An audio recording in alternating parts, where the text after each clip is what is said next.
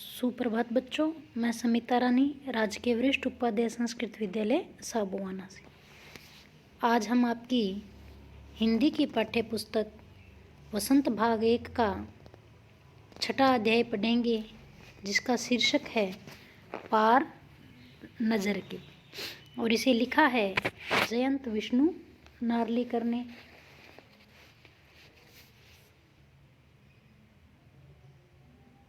प्यारे बच्चों, यह पाठ जो है वह एक छोटे से बच्चे के बारे में है, छोटू के बारे में, जो कि मंगल ग्रह पर रहते हैं। आइए देखते हैं इस अध्याय को।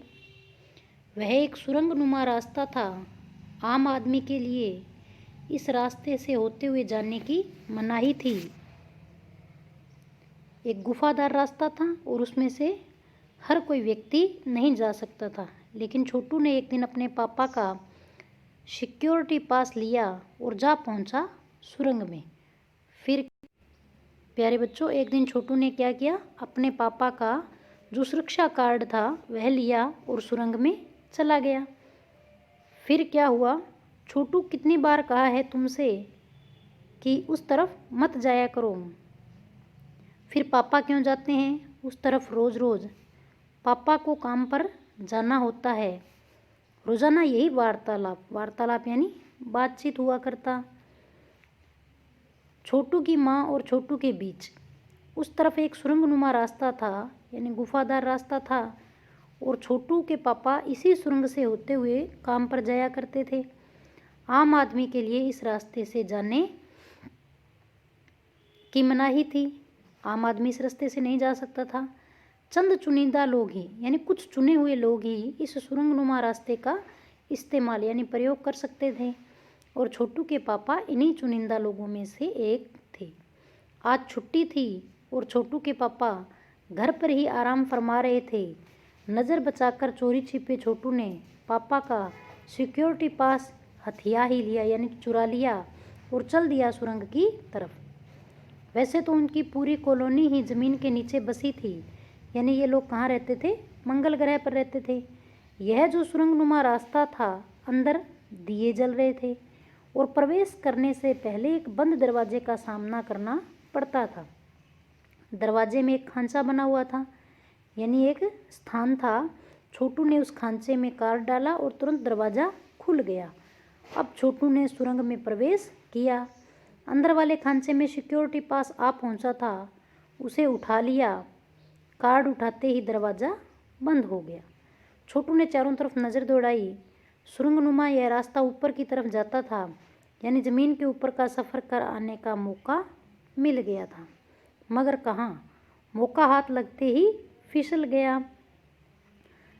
सुरंग में जगह जगह निरीक्षक यंत्रों की जानकारी छोटू को नहीं थी। ऐसे यंत्र लगे हुए थे जो कि निगरानी रखते थे, मगर छोटू के प्रवेश करते ही पहले निरीक्षक यंत्र में संदेहास्पद स्थिति दर्शाने वाली हरकत हुई। इतने छोटे कद का व्यक्ति सुरंग में कैसे आया?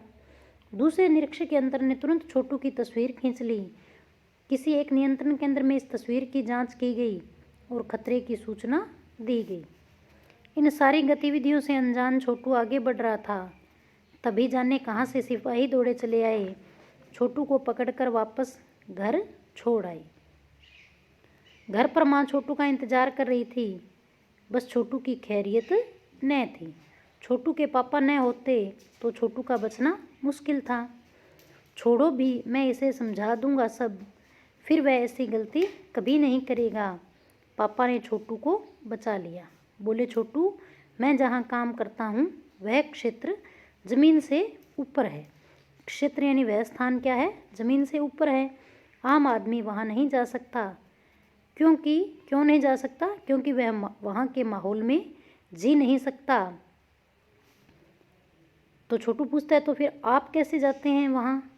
छोटू का ऐसा सवाल करना लाजमी था, स्वाभाविक था। मैं वहाँ एक ख़ास किस्म का स्पेस सूट पहनकर जाता हूँ। इस स्पेस सूट से मुझे ऑक्सीजन मिलता है, जिससे मैं सांस ले सकता हूँ। इसी स्पेस सूट की वजह से बाहर की ठंड से मैं अपने आप को बचा सकता हूँ। ख़ास किस्म के जूतों की वजह से ज़मीन के ऊपर मेरा चलना मुमकिन होता है, यानी मैं चल पाता हूँ। ज़मीन के ऊपर चलने फिरने के लिए हमें एक विशेष प्रकार का प्रशिक्षण दिया जाता है। छोटू सुन रहा था। पापा आगे बताने लगे, एक समय था जब अपने मंगल ग्रह पर सभी लोग ज़मीन के ऊपर ही रहते थे, बगैर किसी तरह के यंत्रों की मदद के, बगैर किसी खास किस्म की पोशाक के। हमारे पुरख यानी पूर्वज ज़मीन के ऊपर रहा करते थे। ना तो उन्हें कोई खास तरह का वो सूट पहनना पड़ता था जिससे उन्हें ऑक्सीजन मिले, ऐसा कुछ नहीं था। वो अपना सामान्य जीवन व्यतीत करते थे। लेकिन धीरे धीरे क्या हुआ, वातावरण में बदलाव आया और कई तरह के जीव धरती पर रहा करते थे। उस बदलाव से क्या हुआ, एक के बाद एक सब जीव मरने लगे।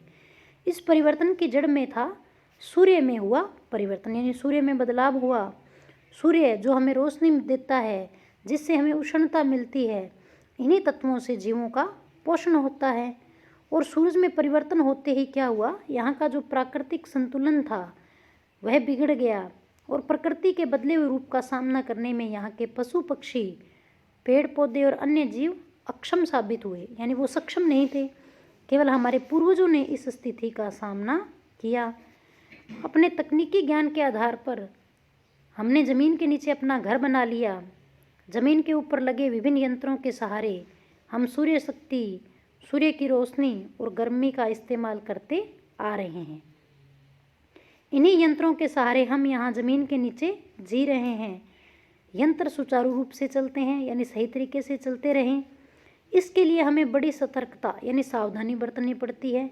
मुझ जैसे कुछ चुनिंदा लोग इन यंत्रों का, इन मशीनों का क्या करते हैं, ध्यान रखते हैं। बड़ा हो जाऊंगा तो मैं भी यही काम करूंगा। छोटू ने अपनी मनसा जाहिर की, अपनी इच्छा बताई। बिल्कुल, मगर उसके लिए खूब पढ़ना होगा। माँ और पापा की बात सुननी होगी, माँ ने कहा। दूसरे दिन छोटू के पापा काम पर चले गए। देखा तो कंट्रोल रूम का वातावरण बदला बदला सा था। शिफ्ट खत्म कर घर जा रहे स्टाफ के प्रमुख ने टीवी स्क्रीन की तरफ इशारा किया। स्क्रीन पर एक बिंदु झलक रहा था। बताने लगा, यह कोई आसमान का तारा नहीं है, क्योंकि कंप्यूटर से पता चल रहा है कि यह अपनी जगह पर अडिग नहीं रहा है, यानी एक जगह टिका हुआ नहीं है। पिछले कुछ घंटों के दौरान इसने अपनी जगह बदली है। कंप्यूटर के अनुसार यह हमारी धरती की तरफ बढ़ता चला आ रहा है। अंतरिक्ष यान तो नहीं है, छोटू के पापा ने अपना संदेह प्रकट किया। संदेह हमें भी है, आप अब इस पर बराबर ध्यान रखिएगा। छोटू के पापा सोच में डूब गए। क्या सचमुच अंतरिक्ष यान होगा? अगर है तो कहाँ से आ रहा होगा? सौरमंडल में हमारी धरती के अलावा और कौन से ग्रह पर जीवों का अस्तित्व होगा, यानी और कौन सा ऐसा ग्रह है जिस पर जीव जंतु रहते हैं? कैसे हो सकता है? और अगर होगा भी तो क्या वह इतनी प्रगति कर चुका है, यानी इतना आगे बढ़ चुका है कि अंतरिक्ष यान छोड़ सके? वैसे तो हमारे पूर्वजों ने भी अंतरिक्ष यानों, उपग्रहों का प्रयोग किया था, मगर अब यह हमारे लिए संभव नहीं है।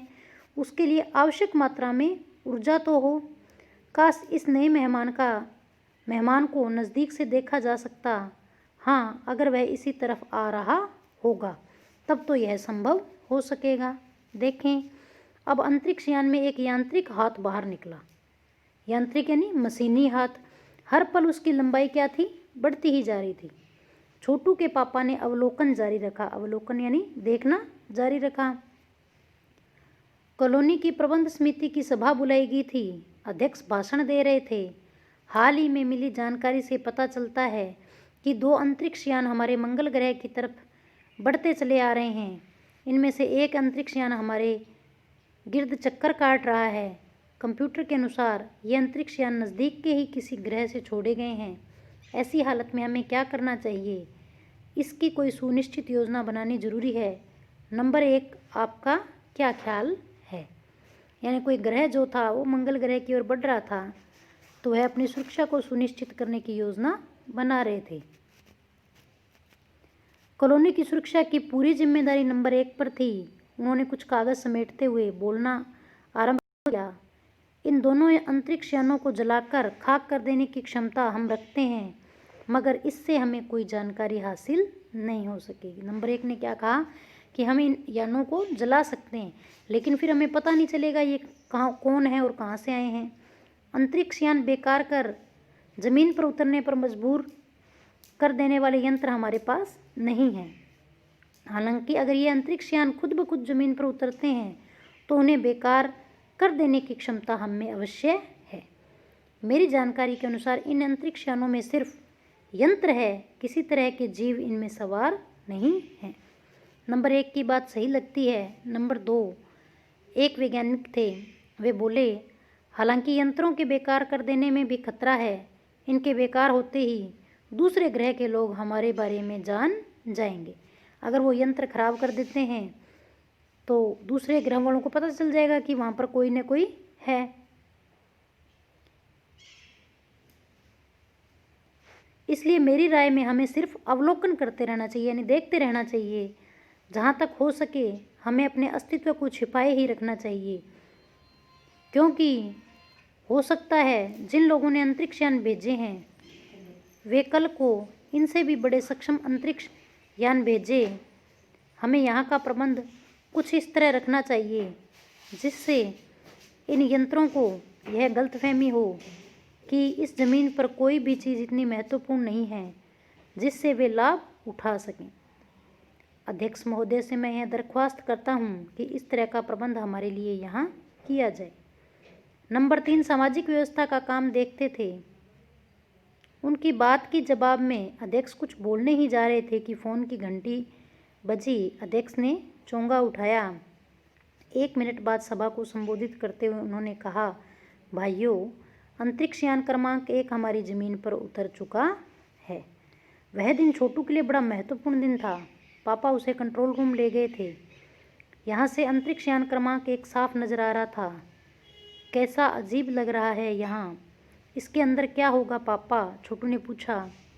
अभी नहीं बताया जा सकता, दूर से ही उसका निरीक्षण जारी है।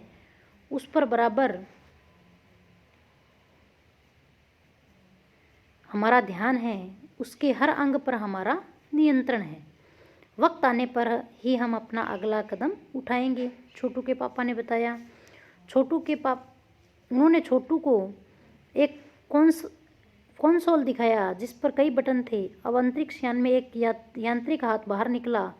हर पल फिर उसकी लंबाई बढ़ती जा रही थी। वह शायद ज़मीन तक पहुंचकर मिट्टी उकेर लेना चाहता था। सब लोग स्क्रीन पर दिखाई दे रही अंतरिक्ष यान की इस हरकत को ध्यान से देख रहे थे। सिवाय एक के उसका ध्यान कहीं और था। छोटू का सारा ध्यान कंसोल पैनल पर था।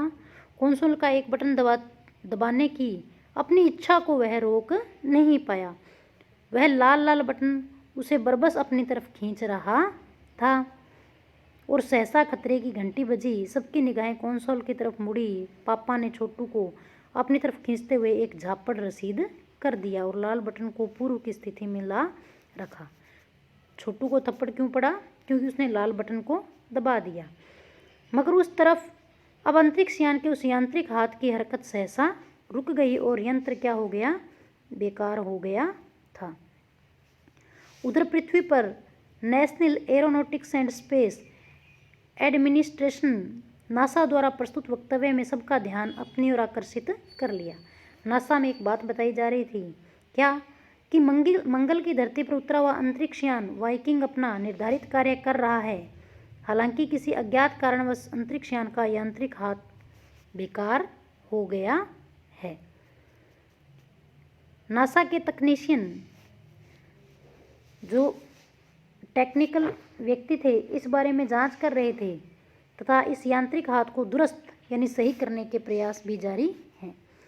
इसके कुछ दिनों बाद ही पृथ्वी के सभी प्रमुख अखबारों ने छापा, नासा के तकनीशियनों को रिमोट कंट्रोल के सहारे वाइकिंग को दुरुस्त करने में सफलता मिली है, यानी सही करने में सफलता मिली। यांत्रिक हाथ ने अब मंगल की मिट्टी के विभिन्न नमूने इकट्ठे करने का काम आरंभ कर दिया है।